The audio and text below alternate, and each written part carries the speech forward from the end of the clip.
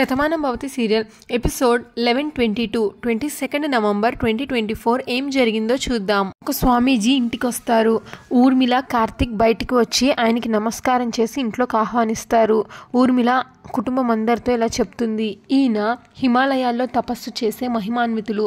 మన కుటుంబ సమస్యలన్నీ ఈయనకి చెప్పి నేనే ఏదైనా పరిష్కార మార్గం చూపుతారేమో అని ఇంటికి ఆహ్వానించాను అని అంటుంది ఊర్మిళ. బామ్మ ఇలా అంటుంది, కూర్చొని తిన్నా తరగని ఆస్తి అయినా కూడా ఈ ఇంట్లో ఆనందమే కరువైంది. నోటికొక్క మెతుకు కూడా పోవడం లేదు. ఏదో ఒక మార్గం చెప్పండి గురువుగారు అని అంటుంది. మనోహర్, మాకు మా పిల్లలంటే ఎంతో ఇష్టం, కానీ మా పిల్లల జీవితాలు ఏమీ బాగోలేదు. పరిష్కారం చూపించండి అని అడుగుతాడు. ఆ స్వామీజీ చాందిని దగ్గరికి పిలిచి చాందిని తల మీద చేయి పెట్టి, నీకొచ్చిన కష్టం ఏ తల్లికి రాకూడదమ్మా. 9 నెలలు మోసి పొత్తిళ్లలోకి తీసుకోకుండానే ఆ బిడ్డ చనిపోయింది. కొండంత భారాన్ని మోస్తున్నావమ్మా అని అంటాడు.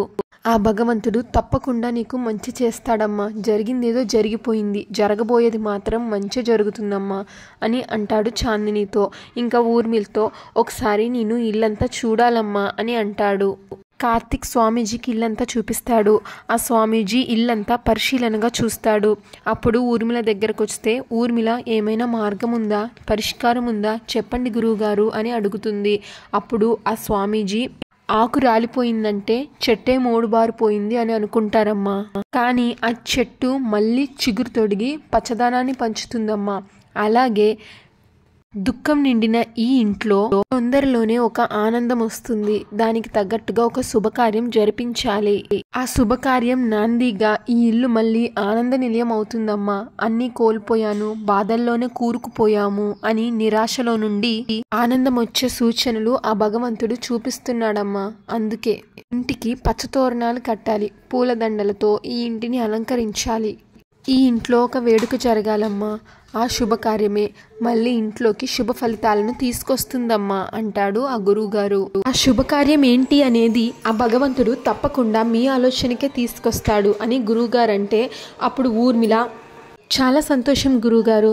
ఇంకా మా ఇంట్లో చిరునవ్వు అనేది కనిపించదు అనుకున్నాను. వీళ్ళందరి బాధని చూస్తూ నేను ఎలా తట్టుకోగలను అని అనుకున్నాను. కానీ మీరొచ్చి మనసుకి ప్రశాంతతనిచ్చే మాట చెప్పారు. తప్పకుండా ఈ ఇంట్లో శుభకార్యాన్ని జరిపిస్తాను. అది ఏంటి అన్నది మేము తెలుసుకున్నాక మీకు కూడా వినిపిస్తాను అని అంటుంది ఊర్మిళ. అప్పుడు ఆ గురువుగారు, శుభం భూయాత్.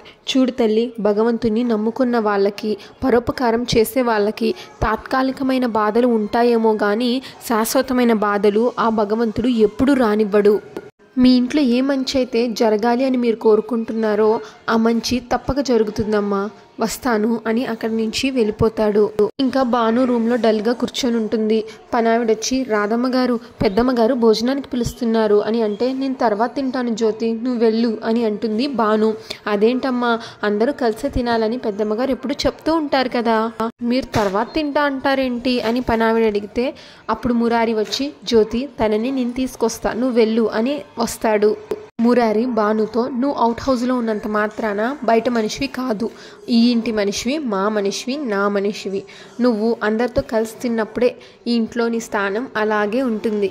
నా మాట కాదనుకు రాదా, పద అని అక్కడి నుంచి వెళ్తాడు మురారి. ఇంకా భోజనానికి భాను రాగానే జయ ఇలా అంటుంది, జ్యోతి అమ్మ అందరినీ సమానంగా చూస్తుంది, అంత మాత్రాన ఊర్లో వాళ్ళందరూ ఇంట్లో వాళ్ళు అయిపోరు కదా. ఈ డైనింగ్ టేబుల్ మీద ఈ ఇంటి మనుషులు మాత్రమే కూర్చొని తినాలి.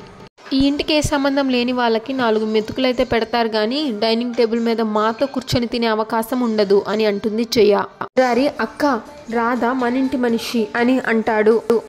అప్పుడు జయ, అలా అయితే ఇంట్లో వాళ్ళకి ముందు నమ్మకం కుదరాలి, అప్పుడే మన ఇంటి మనుషులు అవుతారు అంటుంది. మురారి ఏదో అంటుంటే రాధ ఆపుతుంది. ప్లేట్లో అన్నం కూర వేసుకొని, నేను ఇక్కడ కూర్చొని అన్నం తిందామని రాలేదు, తీసుకెళ్దామని వచ్చా అని ప్లేట్ పట్టుకొని అక్కడి నుంచి వెళ్ళిపోబోతుంది రాధ. భాను, ఈ తిండైనా నేనెందుకు తింటున్నాను అని మీరు అనుకోవచ్చు, తినాలని నాకు అనిపించట్లేదు, కానీ కడుపులో ఉన్న బిడ్డని కన్న తల్లి పస్తులుంచకూడదు కదా అందుకే నా మనసుకి ఎంత బాధ అనిపించినా నా రక్తానికి మాత్రం నేను ఆహారం అందించాలి కదా, అందుకనే ఈ తిండి తీసుకుంటున్నాను అని అక్కడి నుంచి వెళ్ళిపోతుంది భాను. ప్లేట్ పెట్టుకుని భాను అవుట్ హౌస్లోకి వెళ్ళిపోతుంటే భువనేశ్వరి చూస్తుంది. ఏంటి కిట్టయ్య నిలబడిపోయావే, రా కూర్చో తిందాం అని భువనేశ్వరి అంటే అప్పుడు మురారి నన్ను క్షమించమ్మా, నా ఆకలి చచ్చిపోయింది అంటూ మురారి అక్కడి నుంచి వెళ్ళిపోతాడు. భువనేశ్వరి కూడా ప్లేట్లో చేయి కడిగేసుకుని వెళ్ళిపోతుంది ఏమీ తినకుండా.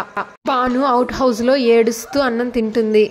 ఇంకా ఊర్మిళ ఇంట్లో అందరినీ గార్డెన్లోకి గ్యాదర్ చేస్తుంది. శుభకార్యం అంటే ఏం చేయాలి అని అడిగితే నువ్వు ఏ నిర్ణయం తీసుకున్నా మేము సమర్థిస్తామని అంటారు ఇంట్లో వాళ్ళు.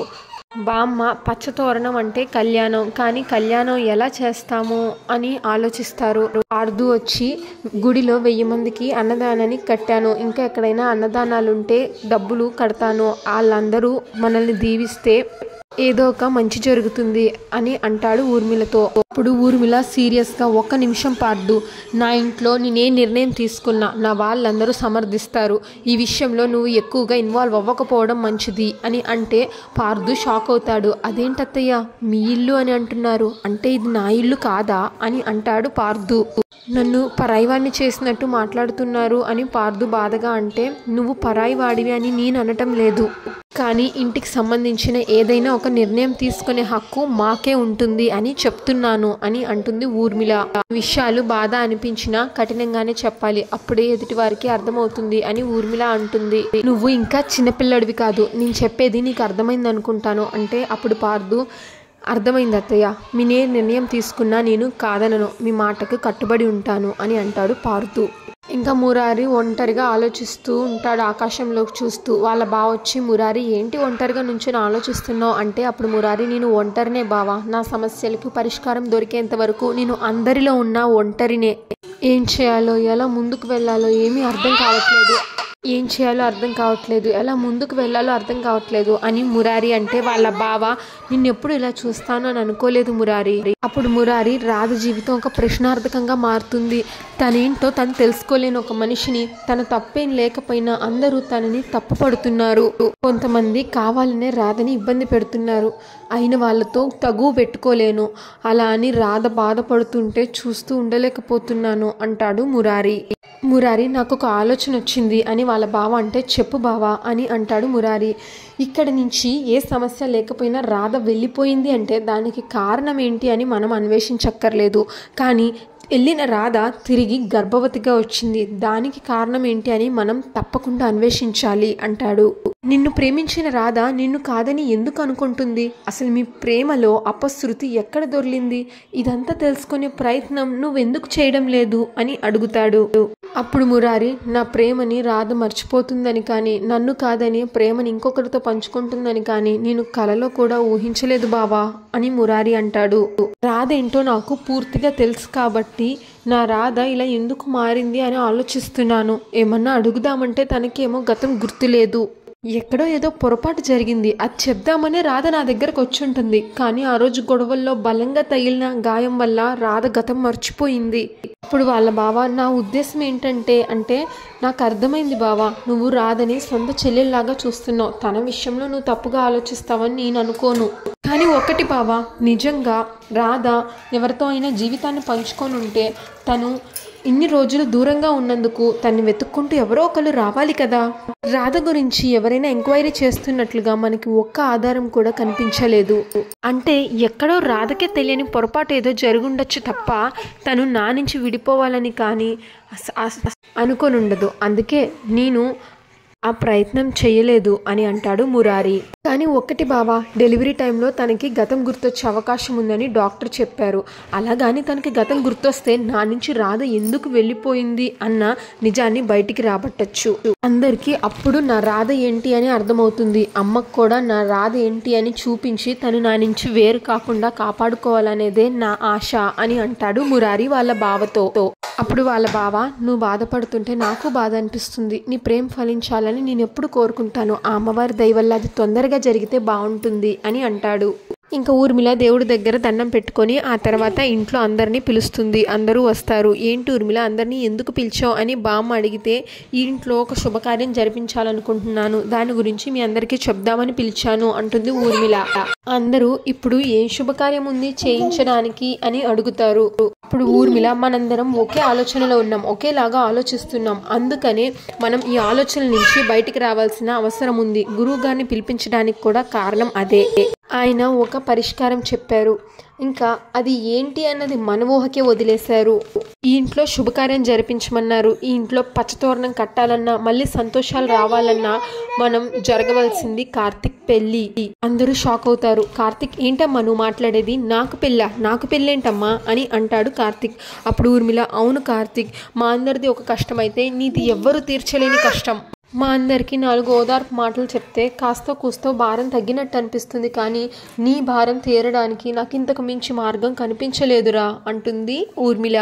అందుకే నీకు నీలిమకు పెళ్లి చేయాలని నిర్ణయించుకున్నాను అని అంటుంది. అది వినగానే నీలిమ ఎంతో సంతోషిస్తుంది. కార్తిక్ ఏమో బాధగా అలా ఏడుస్తాడు. ఇంకా ఇదొక్కటే పరిష్కారం అని ఊర్మిళ అంటుంది. అంతటితో ఎపిసోడ్ అయిపోతుంది. ఇంకా నెక్స్ట్ ఎపిసోడ్ ప్రోమోలో గుడిలో బాను మురారితో ఇలా అంటుంది, తల్లి కొడుకుల్ని దూరం చేసిన పాపం నాకు తగలకూడదండి, నేను ఇంటి నుంచి వెళ్ళిపోవడమే సరైన పరిష్కారం అనిపిస్తుంది అని అంటుంది బాను. దయచేసి కాదనద్దు అని అక్కడి నుంచి బాను వెళ్ళిపోతుంది. బాను వెళ్తుండగా నీలిమ కంట కనిపిస్తుంది. నీలిమ బానుని చూస్తుంది. Shatamanam Bhavati serial regular updates కోసం మా ఛానల్ సబ్స్క్రైబ్ చేయండి. Thanks for watching.